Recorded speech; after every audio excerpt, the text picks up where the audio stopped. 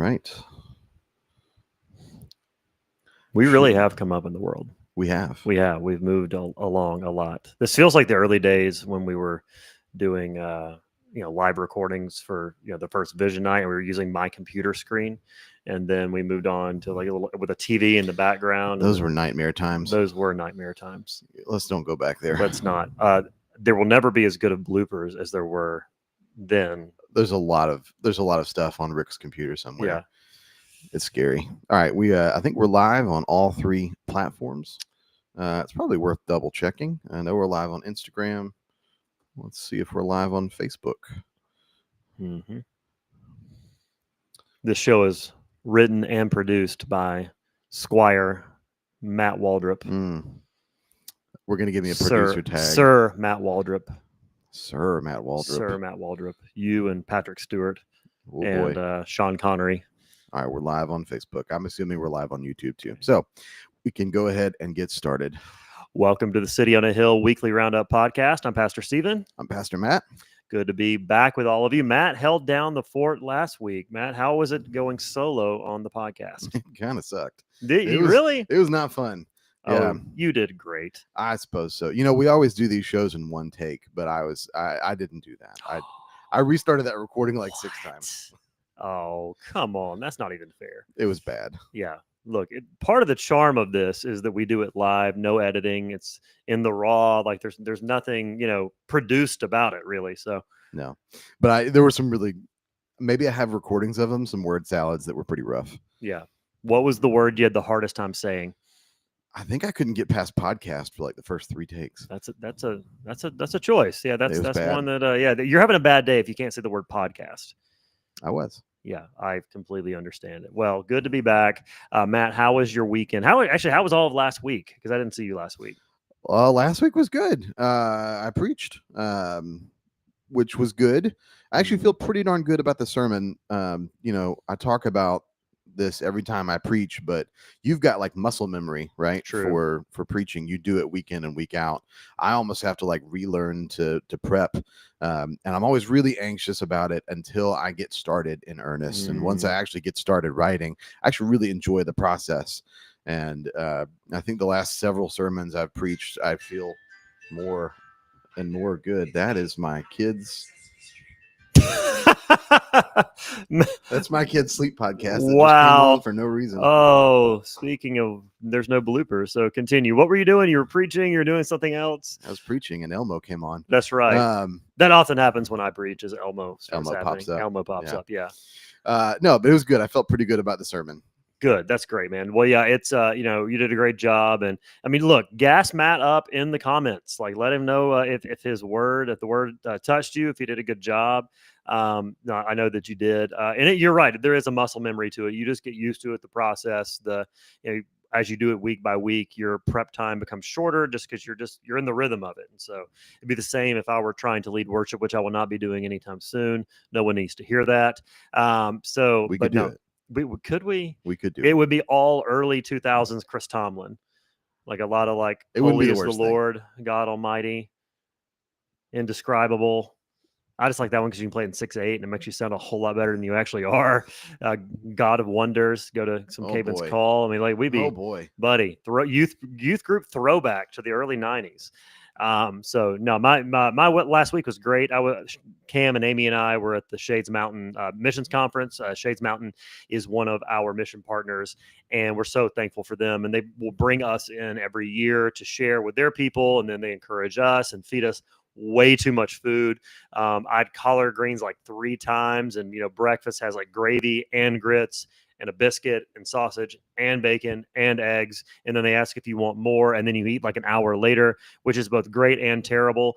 And so it was a great time. They really blessed us, encouraged us. We always leave a little tired, and probably, I'd love to do a podcast at some point soon where we explain why these partnerships matter, because sometimes you may hear us mention a church name, or a team will come from one of these churches, and maybe you're not as familiar as to why we do this.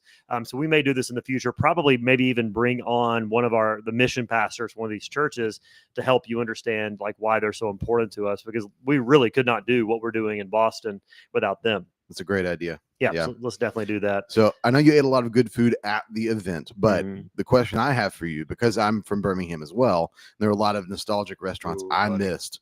What's the best thing you ate at a restaurant? Man, that's tough.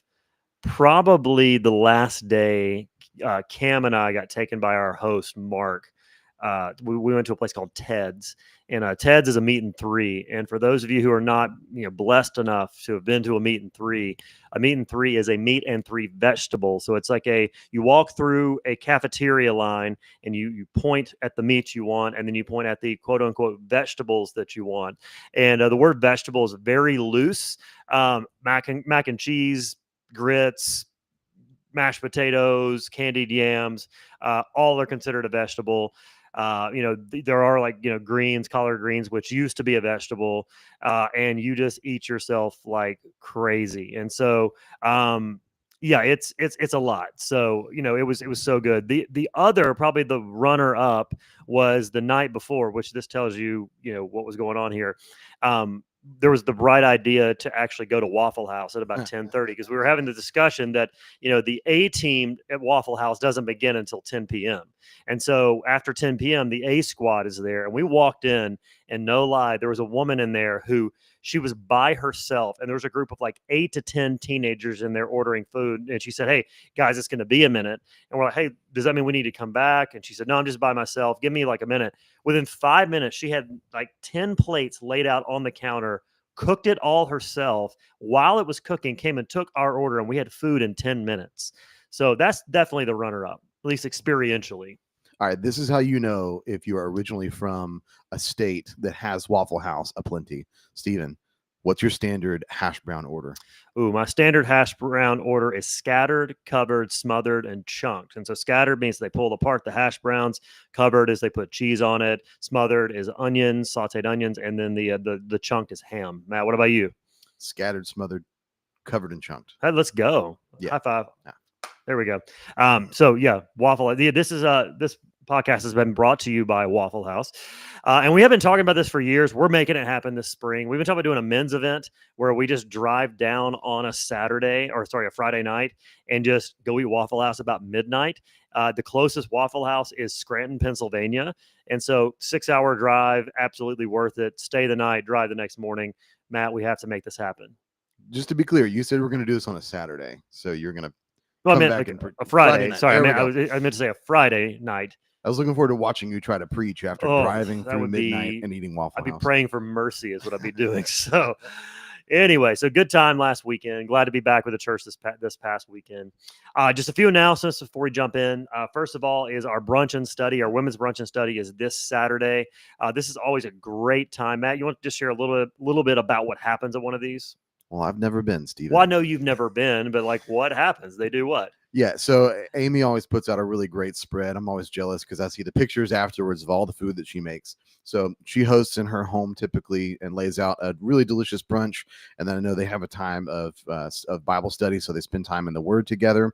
And then a large part of it is just the fellowship. It's getting together as ladies in the church. Yeah, I know this is for the women in our church. This is one of their favorite rhythms every year, is getting together during the spring a few times, kind of the late winter, early spring, and kind of, pushing back the gray and being able to get together. And so really excited for them to do that. Coming up on the 21st is our next night of prayer and worship, a dedicated time to just come, hear incredible worship, and just really pray for God to move in our lives and in the lives of our church and in the lives of and people of our city. Yeah, I'm actually really excited about this one. This year, we're going to theme some of these. And so the first one, we are going to spend some time asking God to move in our city and in our neighborhood. But the overarching theme for this night of prayer and worship is going to be biblical lament. So this is something that, I don't know that we have to accomplish every time we gather on Sunday morning, but I do think as part of the life of the church gathering for worship together, we need to be singing songs, looking at scriptures, and providing language for what it looks like to experience lament in a biblical way. Because the reality is, life is not always rose-colored glasses, right? Yeah. We struggle, and we need some biblical language and examples of how to process grief and pain while looking to the hope of the gospel. And so that's what we're going to spend our time doing that night. That's great. That's great. Then coming up on the 28th, 2 events actually that day. We first have a newcomer dinner. So sort of think of this as 2 steps depending on where you're at with the church. If you're newer to the church and you're interested in just meeting some people and sharing dinner, we have our next newcomers dinner on the 28th. There's really no agenda. You just come, share a meal, and get to meet some people. And then if you are ready to take the next step with City on a Hill and become a covenant member, that evening on the 28th, we also have our next membership class. And so we'll take time to deep dive on who we are as a church, why we're in Boston, what we believe, and then what's expected of a member at our church. And so you can get involved with any of those events by going to our event page, coahforesthills.org/events. And then also you'll see on the screen, if you're watching with us, there is a QR code that will take you there as well. Well, Matt, we also have something coming up in March. We have the beginning of Lent. And so you mentioned Lament a few minutes ago, and then we're going to be entering into Ash Wednesday on the 5th of March. And this year, we are doing something a little different. Every year, we try to lead our people through a time of fasting. And this year, we are going to change that up a little bit and really, as corporately as a church, tailor our fasting together toward one big idea, and that's called the digital fast. And so, Matt, would you just give us a little preview of what the digital fast is and then why we're doing it? Yeah, so we announced it this past Sunday, and we're going to send out a lot more information if you were there to hear the announcement. But basically, it's a way, and you previewed it really well in your sermon. It's a way for us to position ourselves to hear from God. In our culture, in our time in history, we have these cell phones that really can dominate our attention and our time. I know I've experienced this personally, individually, also as a dad, as a husband. It can harm relationships, how attached we are to our digital devices. And so the digital fast is it started with a book that sort of talks about this topic of digital distraction and how to sort of break addiction from our devices. But it developed into this program that whole communities can be involved in, where we together say we're going to set some goals to put our phones down, put our screens down, and in place of that screen time and that distraction, focus on what really matters in life, things like our relationships, but maybe predominantly our relationship with the Lord. And so everybody who registers is going to get a workbook that takes you through some exercises each day related to this topic, but also there's an app to download. And that sounds funny. We're going to put away our digital devices by downloading an app, but what the app actually does. There's an app for that. There's an app for your digital fast. What the app actually does, once everybody in the church logs on and sort of registers with our church under that umbrella, it tracks the time that your phone is put away or turned face down with the screen facing like a table or something. And it tallies up our total time away from our devices. And so it's kind of a cool way to see statistics about how effective the challenge has been. Yeah, it's really just a modern take on an ancient practice. I mean, it's a modern take on something ancient. And so, Matt, I know for years you've been, into contemplative practices. And so maybe share a little bit of your journey toward a more contemplative faith, a slower pace, and then how these types of practices like fasting have shaped you. Yeah, absolutely. And it's interesting. I was thinking about how to talk about this. And one of the things that they say, they being the people who put out the digital fast, is we're going to do this, but not in a way that you have to give up your phone. Because some of my contemplative practices actually maybe not start, but are assisted by apps on my phone, things like the daily prayer app. So one of the things that I try to do, and again, I'm not perfect at this, but I'll try to do what's called praying the hours, which is really just a fancy way to say at predetermined times throughout your day, you're going to pull aside, even if it's just for 3 to 5 minutes, and you're going to pray. The daily prayer app helps you do that. It's one of my favorite apps. We'll try to throw a link out on social media once this is posted. But you set reminders throughout the day. So I pray typically in the morning, maybe around 9 o'clock. Once my family is all off to school and work, I'll get a reminder on my phone. I'll pray in the morning, I'll pray midday, I'll pray in the afternoon, and then I'll pray in the evening. Not perfectly, I don't do this well every day, but when I can, I pay attention to those dings, and I'll shut the rest of the apps on my phone off so that I'm not distracted. I'll put on do not disturb, and I'll walk through the prayers that it gives me. But it's a way to come back to the presence of the Lord in a mindful way throughout my day. Yeah, no, for sure. And what I've found, and for me, it's been a bit of a journey as well. It's not something I really grew up doing, these more contemplative practices, is that there were really kind of a couple of big books in the journey that were helpful. We mentioned before in this podcast, The Possibility of Prayer by John Stark. And several years ago, I read that and was really just taken by some of these ancient practices. I mean, these are not, reading the Bible and prayer are not new. There are definitely different methods. They're all really helpful. There's the axe method. If you're reading the Bible, there's the soap method. There's all different types of methods, but the practice itself is not new. And so, but really looking at these as practices that force us to slow down, kind of press the noise out, push the noise out, and just be with the Lord, be present with God as He's present with us. That book was really helpful, and I was really taken by fasting and feasting, as well as silent solitude and Sabbath. And Bible and prayer. Growing up in church, these are just things you did all the time. Like you read your Bible, you pray, but not as much emphasis was given toward fasting. Not as much emphasis was given towards times of silence and solitude, just pulling away to hear from God, and taking the promise of Psalm 46 to be still and know that He is God. That's a promise. That's an invitation for us to do that. And then the invitation of Jesus to fast and to seek His will. And so, as that was one big piece that really sent me on a journey toward building these. And if you've been around our church for a while, you'll notice that those spiritual rhythms or spiritual habits are in our discipleship guide. We built the way we make disciples around these spiritual habits of Bible reading and prayer, of feasting and fasting, and silence and solitude and Sabbath. But the other book that really sent me down the journey toward the digital fast is The Anxious Generation by Jonathan Haidt. Jonathan Haidt wrote a book several years ago called The Coddling of the American Mind, and talked about how particularly social media was fueling sort of an epidemic in our culture around the way that people engage. And so a lot of the things you were seeing on college campuses, and the inability to really express free thought, and all that was really being driven by social media. And so a follow-up to that book was The Anxious Generation. And he talked about how there's now clinical research to show that our cell phones are affecting us, and particularly they're affecting our kids.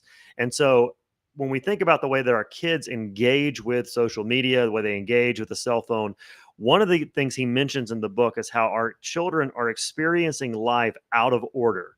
We need to take important risks in the world that no one's able to do anymore. But then pretty much our cell phones are wide open. So it's like we protect, our overprotect our children in the world and underprotect our children in their bedroom. And so it really was really pushing me toward this idea of what would it look like to live a less digital life, or a less technological life. And so over the last year or so, after reading that, I've been trying to, have periodic times where I shut down, my social media, or be away from social media, setting reminders on the phone. And then when we heard about this at the Harbor Network conference back in the fall, I looked over at Matt immediately and said, we got to do this. I think this is really important because, as Matt said, our cell phones are the greatest distraction to our relationship, not just with others, but with the Lord.